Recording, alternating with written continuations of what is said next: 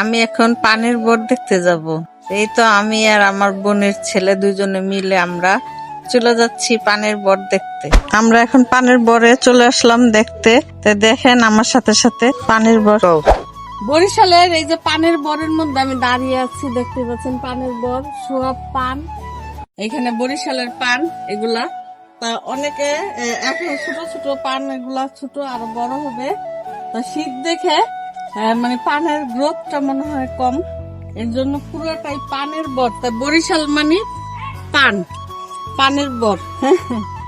বরিশালে যেখানেই যাবেন সেখানে এরকম পানের বর দেখবেন। আর আমার কাছে এই পানের বর গুলো ভালো লাগে, তার জন্য এই যে দেখেন কত সুন্দর। আসেন দেখেন এই যে পানের বর গুলো কত সুন্দর।